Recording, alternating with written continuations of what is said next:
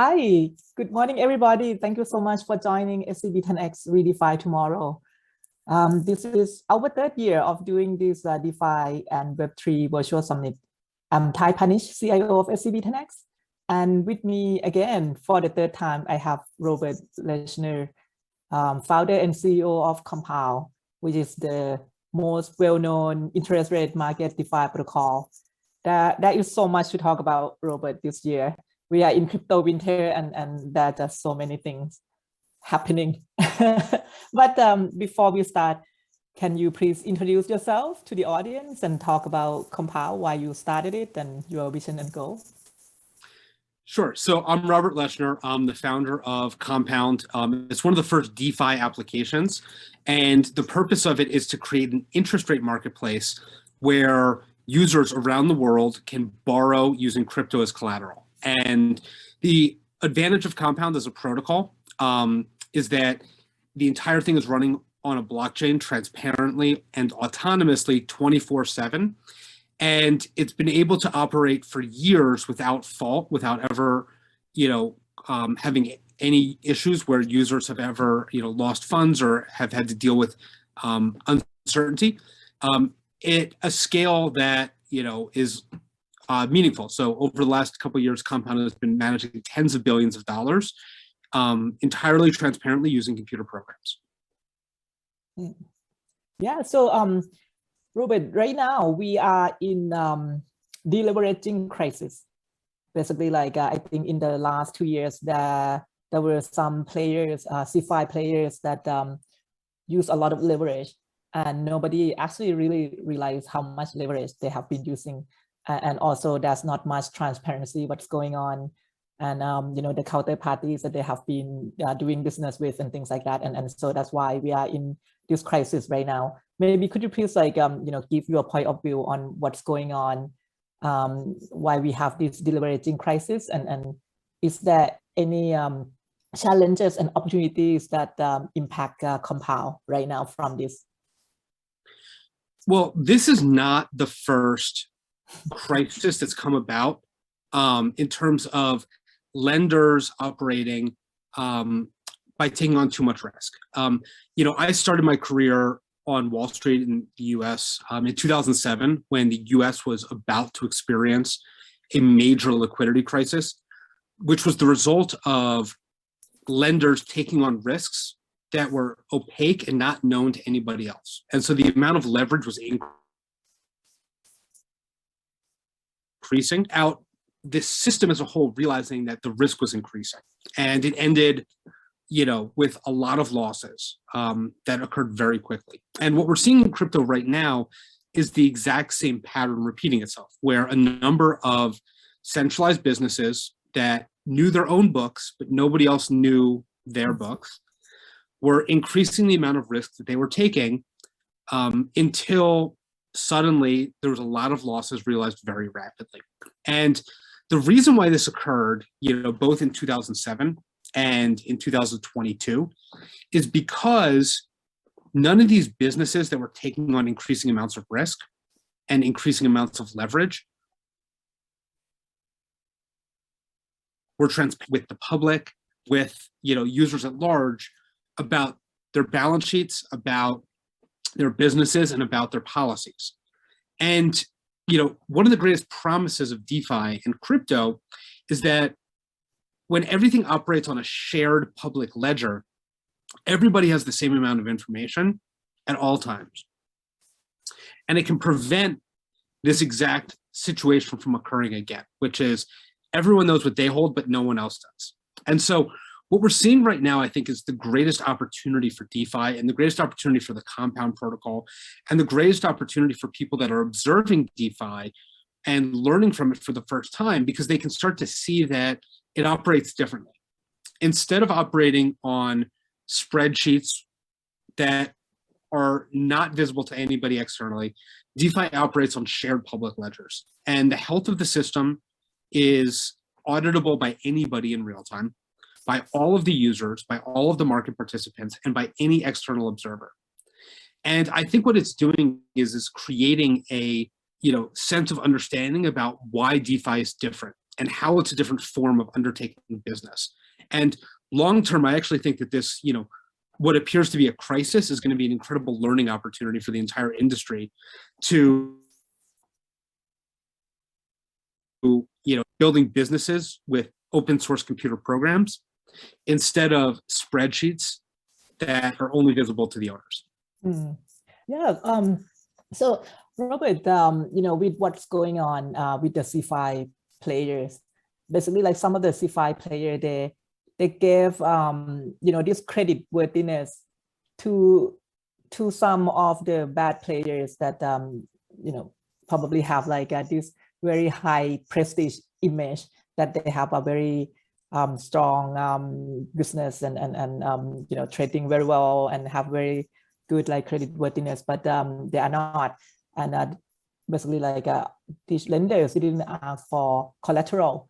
But for DeFi, you guys always ask for over collateral, and a lot of people complain that this is capital inefficiency, and then there's a drive toward under collateral and no collateral at all in DeFi. Will we still see that situation going forward? Because now it seems to us that having collateral is actually like the best thing. Yeah. So I think what's going to happen is people are going to see the advantages of over collateralization. The advantage of over collateralization is that you can make a credit decision instantly. It doesn't have to be based on the character or your judgment of the counterparty. It doesn't have to be based on their reputation at all. Over collateralization is really easy. It's extremely simple for a computer program running on a blockchain to extend money to someone on an over collateralized basis. It requires way more judgment when it's based on the credit worthiness of, on the assumption of their business model instead of collateral that they hold. And I don't actually think that DeFi is necessarily good at making those decisions. I think those decisions are best when you have a lot of humans with a lot of judgment and a lot of experience, really getting to know borrowers who don't want to use collateral extremely closely, having a lot of truth about what their business is. I don't want to point fingers, but a lot of the borrowers, and that created this issue in crypto today weren't being fully truthful about the state of their business. But I think that like uncollateralized or under collateralized, decision making is best done off chain. Whereas I think DeFi is actually exceptional when a computer program can make all of the decisions. And that's simplest when something is fully collateralized. Got it. So in your opinion, you think that DeFi will continue to be over collateral and best be that way, yeah? For now. And there's obviously like many hybrid approaches where people are using DeFi to connect capital. And it's not about making the credit decisions, but it's about connecting those with an excess of capital with those who need the capital, and someone else's computer program. But I think for the most part, what DeFi lends itself well to is things that computer programs can execute. Got it. And Robert, let's say if someone want to task you to come and fix the problem that the CeFi players have right now, what will you recommend? Will it be more like having a lot of regulation? So, they have to do a lot of risk management. They have to follow all these parameters that normally banks have to follow, and they cannot, say that they do one thing and then they do the others. Well, I see really two opportunities to fix.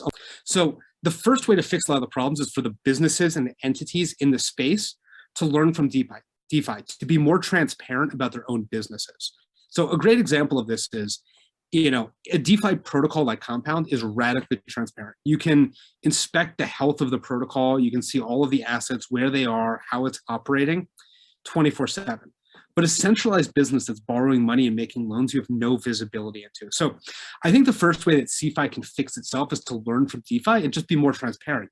Publish their financials, publish in an anonymized fashion, what their loan book looks like, what their balance sheet looks like, so that their counterparties can just understand, is it, 90% of their book is being lent to one counterparty, in the example of someone like a Voyager, or, is it, a well-distributed balance sheet? They can just take some of the principles from DeFi when it comes to transparency and learn from them. The second way that CeFi can fix itself is by welcoming in third parties. And, I don't know, independent risk measuring entities like credit bureaus and rating agencies. So a great example of this is, traditionally, a lot of, financial instruments are rated in one way or another, where you have a third party coming in and assessing a business relative to its peers. They don't have to publish all of the financials of the business, but they can say, hey, we've looked at the business and based on what we understand, it's this risky, or it's less risky, or it's even less risky. And that way everyone externally can get comfortable with it, even if they don't have the same level of transparency from something like DeFi. And I think that's an intermediate step, is having third parties come in and at least in some sense certify the risk of these businesses if they're not willing to be radically transparent.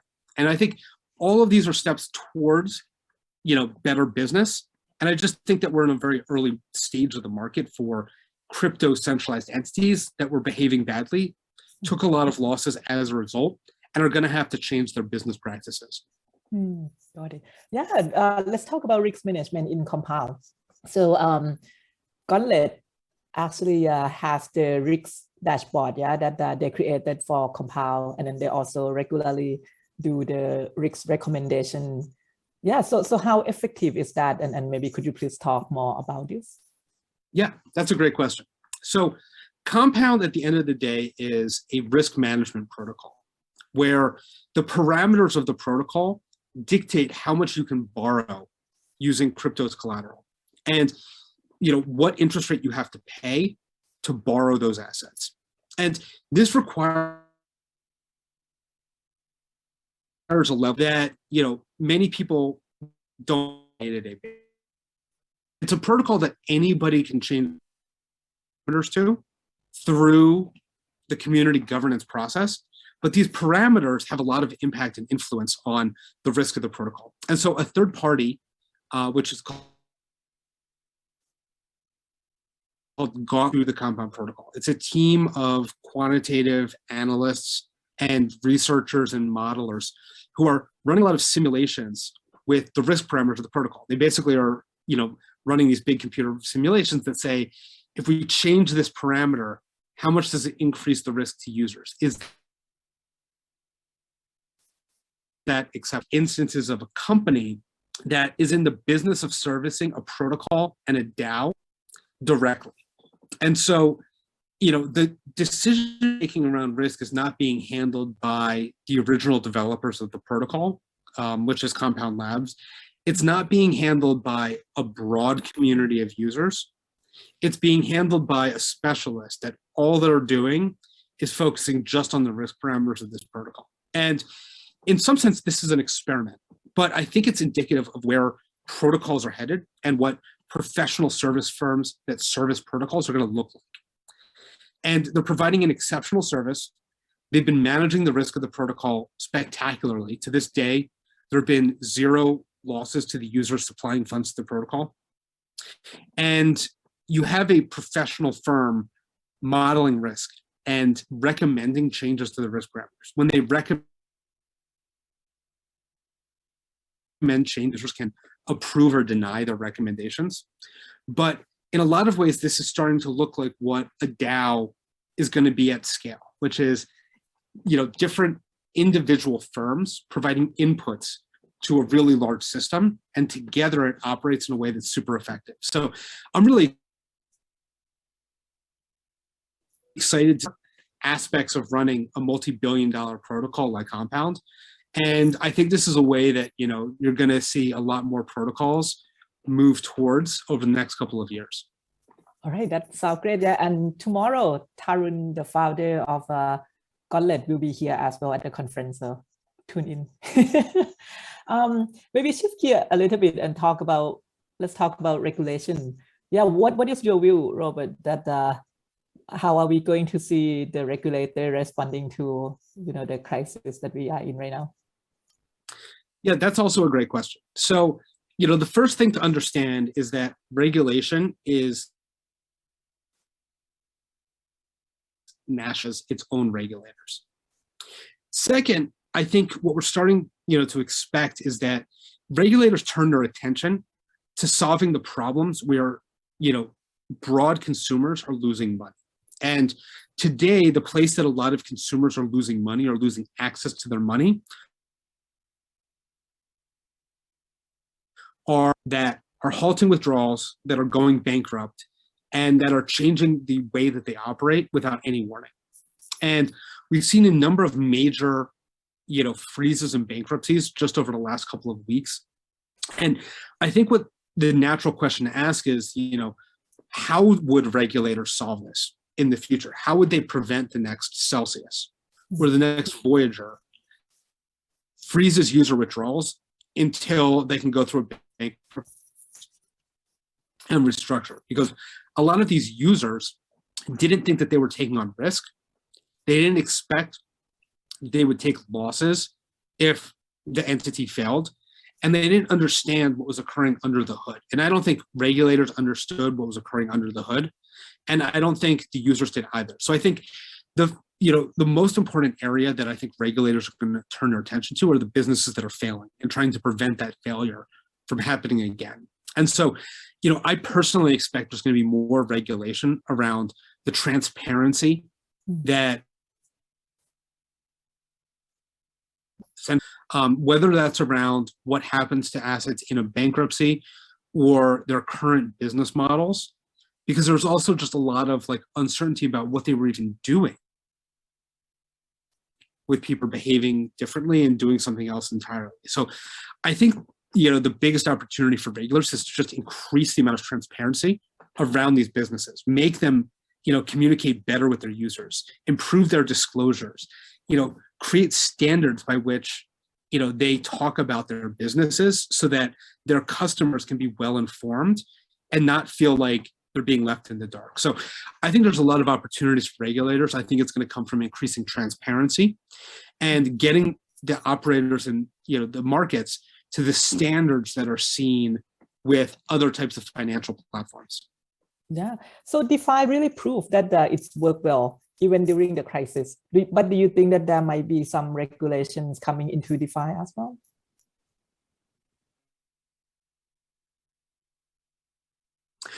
DeFi is, a lot of the virtues that regulators will want to demand from centralized platforms. DeFi platforms are already radically transparent. They're already providing extreme visibility into how they operate, extreme visibility into the state of the business, and they can't change the way they operate. With these DeFi platforms are already the end state of what regulators are going to want and demand from centralized platforms. The perfect entity to a regulator is one that does what it says it's going to do always, that's completely transparent, and can't be a platform that users, are, being deceived on. And so I think what's going to happen over time is that CeFi platforms are going to become more like DeFi platforms, and that, regulators are going to demand that, CeFi learns from DeFi. Let's talk about Compound Treasury, which is institutional DeFi. That is basically the platform that let institutionals be able to earn yield from DeFi, 4% fixed yield, and don't have to be worried about complexity of crypto. Yeah, so far, how is the traction there? And, with the crypto winter that we are in right now, is there any change in terms of the institution interest into Compound Treasury? So there's a lot of interest in Compound Treasury. And you said it best, what Compound Treasury is doing is abstracting away a lot of the complexities of interacting with the DeFi protocol. It doesn't have to manage private keys. They don't have to interact with smart contracts. They can to interact with DeFi on their behalf. And we're seeing two things. One is that, institutions are extremely excited about this market, but they're also nervous because they're seeing a lot of CeFi failures all around them. And at this moment, it's hard for a new market participant to differentiate CeFi and DeFi. They see a platform like Celsius or Voyager or Three Arrows Capital imploding, and all they see is, hey, this is crypto. Yet, fully educated on what the difference between how those businesses operate and how a smart contract-based, open source, autonomous protocol operates. And so I think what we're seeing is, a lot of enthusiasm for the virtues that DeFi represents. We're seeing institutions becoming this, but I think they're also skeptical of the on and off ramps to DeFi, and compound treasury is an on and off ramp to DeFi. So we're seeing, both lots of new customers, but also a lot of institutions saying like, whoa, there's a lot of bad things happening in crypto. I'm going to slow down my analysis of the market and not rush for all of these centralized businesses blew up. Okay, and so right now the interest rate that in compound interest rate market for USDC is yielding less than 4% interest, and so compound treasury has to subsidize the interest to the depositor. Yeah, so how will that work out, and also is there a way to make it more transparent for the institution to see that what's going on, how are you subsidizing and things like that? Yeah, that's a great question. So it changes every single day. And compound treasury, what it offers is a fixed interest rate, and the business earns whatever the compound protocol yields. And it makes up the difference in its own capital. If there's a lower interest rate in the compound protocol, and if interest rates are higher in the compound protocol, the business turns for profit. And over the last 2 years, the interest rates in the compound protocol have been extremely volatile. In general, they've averaged about 5%, but on any given day or any given month, they can be substantially lower or substantially higher. So today, the compound protocol yields less than 4%, and the compound treasury business is providing its own capital in order to pay its customers a fixed. This is a loss leader to integrate compound treasury into the broader financial ecosystem. But as interest rates in crypto go up, it's also a profit generating entity. And so one of the nice things about a business like compound treasury is that it is rated by S&P Global, which is a rating agency that analyzes the capital of the business and ensures that it's sustainable, and is able to provide commentary and ongoing surveillance of the business to determine whether or not its subsidization of an interest rate when it's lower than 4% is sustainable, and whether it's profitable when it's over 4%. And so a lot of CeFi products are going to, I think, inherit the rating agency process, and I think we're going to see more and more external ratings enter CeFi and DeFi applications. But product monitor the capital of the business and the economics of it. Okay, so let's talk about what can be the next driver for the bull market. In the past bull market, back in 2020, compound pretty much the main reason why we had the bull run, the DeFi summer. What do you think can be the next catalyst for for us to get out of this crypto winter and have the next bull run? Well, I think there's really two catalysts for the next bull market. The first one, I think, is going to be improvements in the technology around DeFi. I think a big opportunity are zero knowledge based DeFi applications and systems. This is, a very early stage of industry research, but one of the biggest objections that financial market participants have about using DeFi is that all of their transactions are public. And zero knowledge proofs and zero knowledge computation offers the opportunity for DeFi not to be overly transparent on an individual basis, but allow market participants to understand the health of the underlying protocol and system. So, driver of DeFi, and I think as they start to reach production, are going to be driving a lot of usage into the ecosystem. So I'm really excited about zero knowledge proofs and the opportunities there.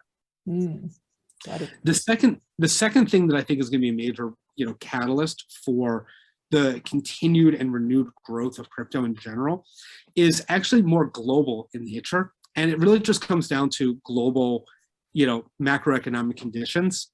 And I think the next major driver is going to be one when there's more global peace and prosperity, and when inflation starts to come down in major developed economies like the US, but also major economies abroad, and interest rates both in the US and abroad begin to come down a little bit, because that's for in a lot of ways what someone calls a long duration asset like crypto, where it highly susceptible cash flows typically. I think that'll be a major driver. So I think in the next 18 to 24 months, we'll start to see the macroeconomic conditions become a major tailwind for crypto instead of being a headwind. How about any area of Web3 you are excited about? Is there any in Web3?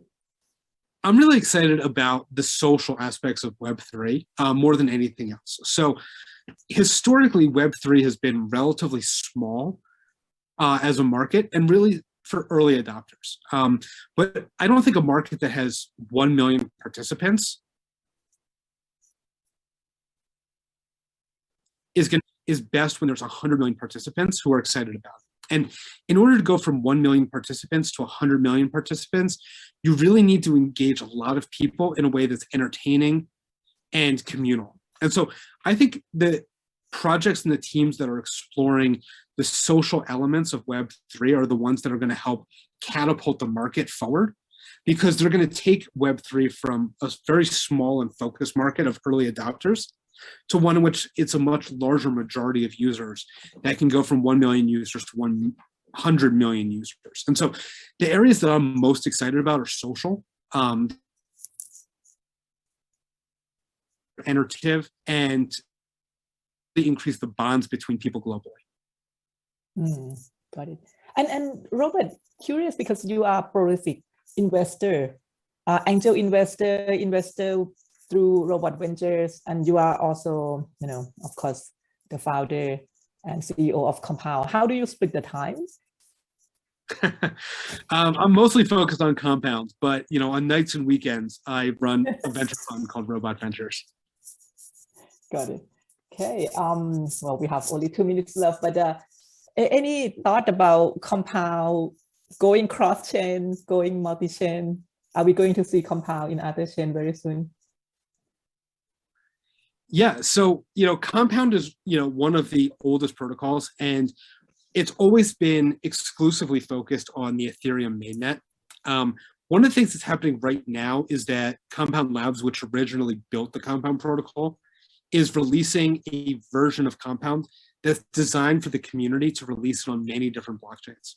And so, I'm a big believer that there's not going to be one blockchain that succeeds. There's going to be many blockchains that are successful. And where assets live and where DeFi lives and where users live, it's not just going to be on Ethereum mainnet.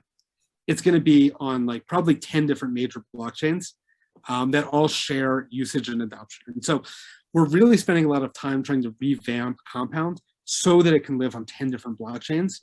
It can be governed by one community of token holders successfully across 10 different blockchains. And it can work with the different communities wherever they exist. Okay, all right. Yeah, I think our time is up. Thank you so much again, Robert, for joining us. Hope to see you again next year at our 4th Redefy tomorrow. But I also would love to see you, somewhere in Singapore or Thailand, this side of the continent. I have seen you in New York back in May, but yeah, would love to see you here. All right, sometime soon. Thank you, Kai, and thank you, everybody. Bye. Thanks, Robert.